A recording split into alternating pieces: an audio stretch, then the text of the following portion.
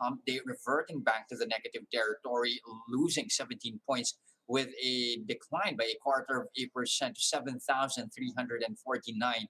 This as the country finally rolls out booster shots, but first for healthcare workers. Not only that, we have a new vaccine brand being added to the list of allowed jabs here in the Philippines. That's the two-dose Covavax vaccine from India. But really, pretty much a quite an uneventful day here for the index. But a series of approvals here today from the SEC. First is for the public offering of Citicorp REIT. Now on the table are 1.047 billion primary shares with maximum price at 3 pesos and 15 centavos a piece. There's also 1.74 billion secondary shares on offer with an over allotment option of 418.3 million shares. Citicorp expects to net as much as 3.17 billion pesos from the primary offer. Second, the SEC also greenlit Figaro's maiden share sale. So that involves 1.26 billion shares valued at 1 peso and 28 centavos each. There's an oversubscription option of 126 million shares. Figaro is targeting to raise as much as 1.69 billion pesos from the offering. Lastly, there's Arthaland, which will offer 4 million preferred shares at 500 pesos a piece with an over allotment option of up to 2 million preferred shares. The developer targets to rake in as much as 2.96 billion pesos from the offering as well. Now, let's try to check in first on our leaders and laggards today here. You'd see Converge is a day's biggest loser, losing as much as 4.8%. Bloomberry not far behind there, edging lower over 3% here. PLDT likewise, and SM Investments also down by more than 2%. On the upside here, Vulcan is in the green, up 2.6%. A couple of lenders also ending the day in the positive territory. You have Metro Bank up 2.1%. BDO likewise edging higher by close to 2%. Now, speaking of lenders here, let's have a quick check here of RCBC, which today ended the day in the red, down by 1.9%, 20 pesos and 50 centavos a piece. The lender more than doubled its net income for the third quarter, increasing by 125% to 2.01 billion pesos. That pushed 9-month earnings higher by 33% to 5.34 billion pesos. That's on the back of its continuous digital push, driving growth and improving cost efficiency as well for RCBC. Again, RCBC ending the day in the negative territory at 20 pesos and 50 centavos a piece.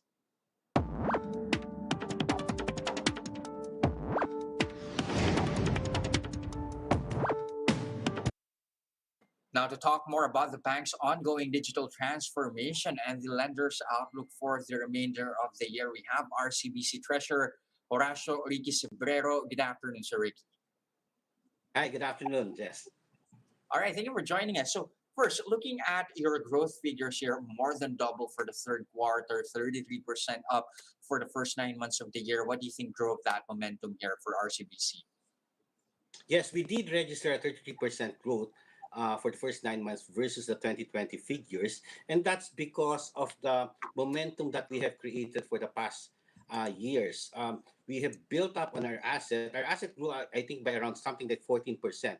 That was driven by the growth in assets in our lending activities, which grew by around 14%, driven by growth in corporate lending and SME lending by 18%. And we did grow our investment books by close to 3 times compared to the first 9 months of last year. This drove the core banking business of the bank higher, registering 33% growth on the first 9 months because of the net interest income growth. This was also coupled with the service fees that we're getting, the transactional fees coming from credit cards, from banking transactions, for underwriting activities of our subsidiary on doing some bond placements. We are in the midst of further expanding our digital reach. You've seen 220% growth in transactional value over the past year on our digital in our digital print. You've heard about our application, which we call the Super App, which is Discardtech. We aim to do a lot more things for 2022. But there are three things that you have to consider in doing your digital app. We are going to answer or respond to the efficiencies that the digital move can bring to our corporate accounts. We are going to bring digital initiatives for our retail accounts that will make it very convenient for them and very customer friendly for them to access our applications. And for the unbanked, we will continue to answer the or respond to the call of the government to increase the ratio of those unbanked that will use the digital applications that we have. As you Mhm. will know, I think the latest that we rolled out was you can invest through our app, mobile app, in our UITF or trust accounts. You can open an account via the mobile app, and you can present, I think, around 18 IDs that are acceptable through Mhm. the mobile app or open an account with us. Interesting that you pointed out that growth, at least in your digital push here. Does that mean as well lesser transactions in your brick and mortar stores or the traditional outlets? Definitely, definitely. If you would put it on your own personal experience, prior to the pandemic, I go to the branch. You go to the Mhm. branch maybe 2 6 times a year. Since the pandemic started, have you ever been to a branch lobby to withdraw or to deposit? No, everything's done online now. Now Mhm. the challenge is how do we make it better for customer experience? That they will come on repeating and doing this for their lifetime, doing online via their application. And that is the challenge we are ready to face. Mm. Do you see a possibility of veering away from your brick and mortar stores, meaning lesser and lesser branches, and We, really focusing more on your that's a digital very good push? question. Yes, that's a very good question, Jess. And everybody's always asking that, even analysts do ask that. You've seen that we have reduced around 40 branches even prior to the pandemic because that is the goal. You have to reduce the spaces that you are in because digitization, not only digitalizing your products, but it produces efficiency on how you operate. And one of those efficiencies is the real estate sector that you are in. You need to reduce the real estate that you are in because of digitalization. That's a consequence of being efficient, operating efficiencies. Okay, you mentioned 40 branches, lesser by 40 I, branches pre-pandemic. By how much more do you think will you be slimming down your network in the coming, at least in the coming year? I think for now we continue to be at that level already. In fact, we might be adding some branches after having cut those branches. We are ready to put in more branches in those areas that we do think there's a very good potential for growth for these kinds of activities. You cannot totally do away with branches because some people Mhm. would just want to walk in and talk to you guys. But then again, the goal is if in the future, in the very near future, why can't somebody, an individual, do borrow without going to a branch? So that is the objective. I think that's where digitization will go to, being efficient Mhm. for both the bank and the borrowers. Okay, now let's focus more on your loan book here. Like what you mentioned earlier, you did see growth in your customer loans and CASA deposits. That's amid the pandemic. How long do you see this trend going, or this upward trend? How long do you see this going? Yes, yes, because like we did some acquisition or acquired new borrowers from the market. We did get Mhm. very good market share in this. We did concentrate on focusing on corporate borrowers and SME. We are financing their working capital requirements for the past year and months, and some project financing. How do we see the market? From the very start of this year, we made a call that the economy of the Philippines will still be very good. That it will end up something like our house call will be something like 5.5% by the end of the year. It did 7% by third quarter. Our call was 6.5, which was very close to that 7%. We still think that economic activity or the GDP for the Philippines by next year will still be higher than what we've registered today.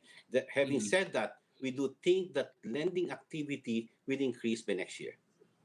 All right. Does that mean as well that there's no more fear of your asset quality deteriorating, especially now that the No, economy is slowly reopening? yes, we do think that, and I think the whole banking industry does think, but I only speak for our bank, we do think that the asset quality, it will stay as it is and improve for the coming year and years. Your ratios or your NPL ratios might not be as low as pre-pandemic, but I think we are going to get there in the coming years. Do you see that happening at least in the near term by as early as 2022? Yes, definitely. In the coming years, it's maybe in 2 years, we All should be right. going back to the pre-pandemic level. Okay, now I forgot to ask you this earlier while we were discussing about your digital push here. How's the competition? How are you at least facing competition, especially from digital wallets and digital banks as well? Um, very good question again. But then again, you must remember, the banks have their own base. We have a Mhm. very strong base. So yes, there's competition, but we do not fear the competition of the new digital wallets that come into space because we have our own base to take care of. Mhm. Now, lastly, before we let you go, Sir Ricky, your growth targets for the year for RCBC and how likely are you to hit those targets? 2021, we do think that we're going to end very positive by 2021. At the very least, very close to the targets that we've been seeing right now. Maybe slightly lower, but very good double-digit numbers. For next year, we do think that it's not going to be as, let's say, the growth in net income will not be as high as for next year, only because you have a higher base. But we Mhm. do think that it's still going to be positive and very acceptable. Loan growth will be according to at least the top of the industry.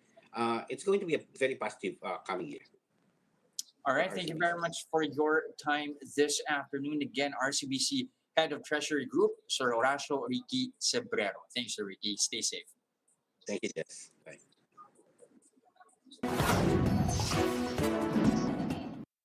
Here are other headlines we're keeping our eyes on. The Interior Department is urging mall managements to strictly implement the no vaccine card, no entry policy in their establishments. This amid reports that some restaurants inside malls are failing to check if dining customers have vaccination cards. Undersecretary Jonathan Malaya says vaccination cards should be presented right at the mall entrance to ensure that everyone entering the establishment has been inoculated. Malaya also backed President Duterte's call to prohibit unvaccinated minors aged 12 years and below inside malls. He said the Metro Manila Council may release an ordinance regarding the matter in the coming days. Malaya says mayors are planning to only allow unvaccinated children in outdoor or alfresco areas. The Samahang Industriya sa Agrikultura is calling on the government to ban all chicken and poultry imports amid severe bird flu outbreaks reported in some parts of Asia and Europe. SINAG says chicken imports should be banned until the Agriculture Department can fully implement full border inspection of all agriculture and food products. SINAG Chair Rosendo So claims funds were already allotted since 2019 for the establishment of the first border inspection facilities, and yet not a single facility was established. Meanwhile, the government has already banned poultry imports from the Netherlands as the country reports a bird flu outbreak in the Flevoland province. QBO Innovation Hub expects the environment for Philippine startups to improve next year as the economy undertakes its digital transformation while recovering from the pandemic. QBO believes that the startup scene will play a bigger role in the economy next year as a result of greater reliance in internet based platforms. QBO Innovation Hub brands itself as the country's first public private partnership platform for Filipino startups. Citing a report, it estimates the size of the country's internet economy by gross merchandise value to reach $40 billion by 2025. Trade Undersecretary Rafaelita Aldaba said she is also optimistic for startups as the government is providing support at quote all stages in the life cycle of a startup. And those are the biggest stories this trading day, November 17, 2021. Catch Business World Live again tomorrow at 9:30 a.m. for the market open and 3:15 p.m. for the market close. I'm Jes Delos Santos. We are One News Mask on. Wash hands and stay safe, Philippines.